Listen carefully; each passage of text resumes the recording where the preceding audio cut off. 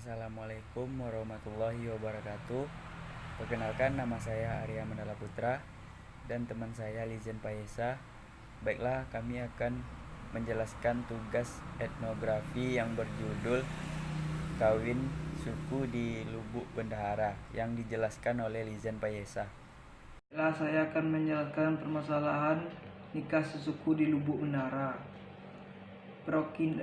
Perkawinan dalam adat di desa Lubuk Bendahara adalah pembentukan suatu keluarga yang dilakukan dengan suatu ikatan pribadi antara seorang wanita dan pria yang restu dan persetujuan sanak pemilih. Pernikahan dalam masyarakat adat Lubuk Bendahara sangat identik dengan adanya upacara-upacara adat yang sangat dikenal. Di dalamnya juga memiliki banyak hal unik dan beberapa peraturan yang harus ditaati. Bahkan mereka memiliki persyaratan sebelum melangsungkan pernikahan. Mengapa demikian? Mengingat karena ada di desa Lubuk Bendahara menganut sistem aturan milenial atau garis keturunan melalui ibu dalam menangani daerah adat mereka. Dalam adat Lubuk Bendahara melarang adanya eksogami sesuku atau sekampung, yaitu artinya bahwa orang sesuku dalam suatu nagari tidak boleh menikah, karena pernikahan itu mereka sebut sebagai pernikahan yang masih dalam setali atau separut. Dalam adat Lubuk Bendahara, pernikahan sesuku itu sangat dilarang karena dapat memecah keturunan mereka. Tetapi adat yang dimaksud di sini jika mereka berada di suku yang sama dengan datuk atau datuk yang sama. Dalam sistem milenial biasanya jika ada yang menikah sesuku, maka para mama atau paman itu pernikahan sesuku sangat erat dengan aturan-aturan lainnya, seperti hal akan terjadi masalah dalam pembagian harta pusaka atau harta turun menurun dari nenek moyang. Jika ada yang menikah sesuku dan yang ada di Lubuk Bendahara mencoba untuk mencari keselamatan umum, karena jika seseorang menikah dengan orang yang masih dekat tali darahnya akan menjadi pengujian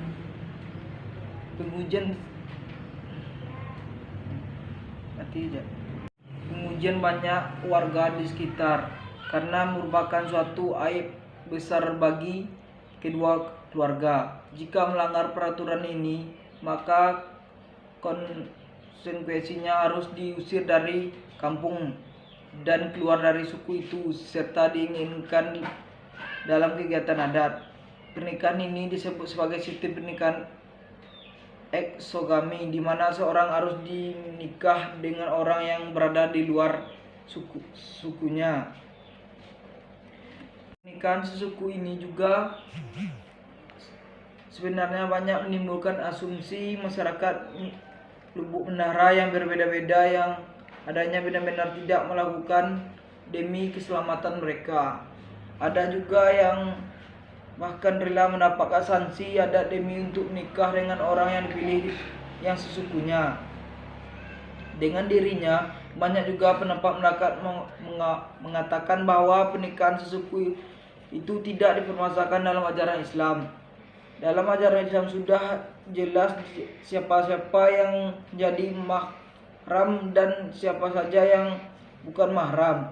Di sini sudah jelaskan melihat mahram dan bukan mahram dalam Islam, bahwa pernikahan sesuku itu dibenarkan dan diperolehkan dan tidak termasuk ke dalam mahram sesuai dengan surat An-Nisa ayat 23 sampai 24. Maka dari itu banyak timbul perdebatan tentang nikah sesuku.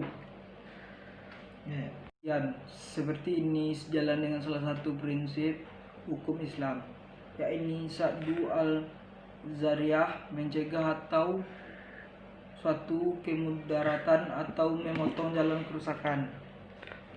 Wafsadah, sebagai cara untuk menghindari kerusakan tersebut meski suatu pembuatan bebas dari unsur kerusakan. Namun jika pembuatan ini merupakan jalan atau saran terjadinya suatu kerusakan, maka kita harus mencegah pembuatan tersebut. Suatu Al-Zawiyah sangat menganjurkan untuk melepaskan segala sesuatu yang menghalangi kepada masyarakat, karena pada prinsip Islam itu sangat fleksibel dalam memandang hukum, bukan hanya melihat kepada tekstual sebuah ayat, melainkan juga melihat konteks suatu permasalahan. Suatu Al-Zariyah dengan pengertian menuntut jalan terjadinya kerusakan jika dikaitkan dengan adanya aturan larangan menikahkan sesuku sangat berkembang.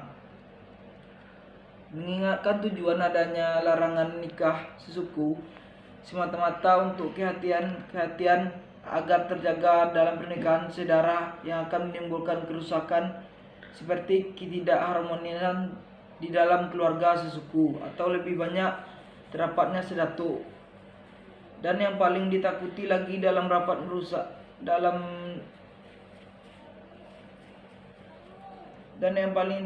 ditakutkan lagi adalah dapat merusak tahanan adat hubung darah itu sering yang nantinya akan berpengaruh segala aspek seperti masalah keturunan, warisan, dan sebagainya.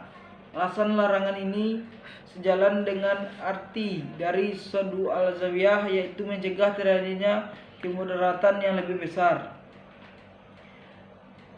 Pemikiran yang panjang terutama akan menghalangi kelangsungan adat, seperti ada raju pembagian harta pusaka tinggi, dan membuat hubungan antara keluarga tidak harmonis jika menikah sesuku itu sangat bercerai. Jadi hal-hal seperti itu sudah dipikirkan sejak jauh-jauh hari. Pada dasarnya setiap peraturan yang dilanggar akan ada sanksinya, seperti diasingkan dari kampung karena menikah sesuku, aib bagi keluarga dan masyarakat, asingnya dari adat atau tidak diakui adat lagi, dan beberapa lagi kampung yang menerapkan sistem denda. Ada yang berupa kerbau, ada yang berupa denda uang ataupun material bangunan, tergantung ketetapan datuk masing-masing kampung. Sedangkan lagi-lagi harus memilih kepada Al-Quran dan Sunnah, bahwa Al-Quran dan Sunnah tidak pernah disebut sanksi dalam nikah sesuku atau keturunan dari pihak ibu, karena memang tidak pernah ada larangan pernikahan sesuku. Jika sanksi-sanksi untuk pelaku nikah sesuku ini hanya ada dan dibuat oleh pengadu adat atau kepala suku terdahulu, dan ini sudah menjadi tradisi yang mendarah daging hingga sekarang. Dari penjelasan tersebut dapat dilihat bahwa memang sebenarnya pernikahan sesuku ini sah-sah saja dilakukan, tetapi yang menjadi permasalahan ketika pernikahan yang sah tersebut membawa dampak yang malah akan membuat masalah dan kerugian terhadap kedua belah pihak.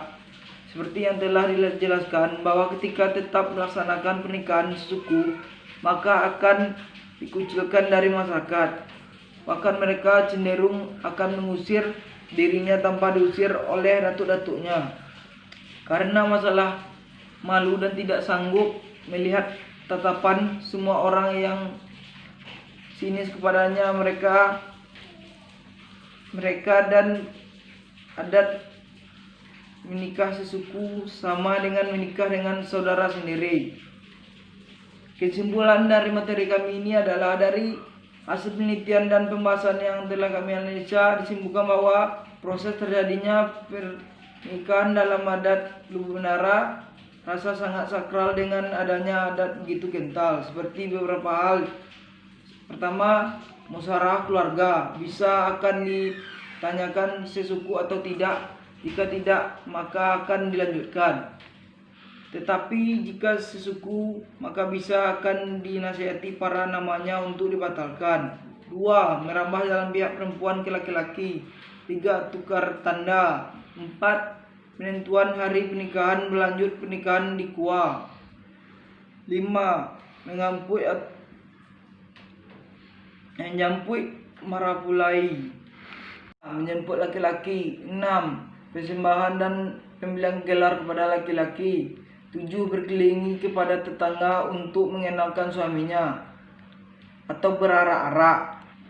Melihat semua proses tersebut, maka dalam proses pernikahan adat Lubuk Merah sama sekali tidak bertentangan dengan rukun dan syarat dan pernikahan Islam. Hanya saja bermasalah pada poin dilarang menikah sesuku, karena dalam Islam tidak pernah mempersalahkan pernikahan sesuku sesuai dengan surat An-Nisa ayat 23-24. Mengenai tinjauan Saddu al-Zariyah, metode ini hukum, sedangkan Saddu al-Zariyah metode hukum ini ada karena mencegah terjadinya manfaat yang lebih besar dari terjadi dengan sejalan dilarang menikah sesuku, seperti adanya sanksi di luar kampung kecuali dari masyarakat dan tidak dibawa dalam kegiatan adat, bakal dikeluarkan dari sesukunya, yaitu termasuk pada jika melihat dampak atau akibat yang ditimbulkan daziah yang semula ditentukan untuk mudah tidak ditunjukkan untuk kerusakan, namun biasanya sampai juga kepada kerusakan, yang mana kerusakan itu lebih besar dari kebaikan. Dan jika dilihat segi kerusakan yang ditimbulkan daziah yang membawa kepada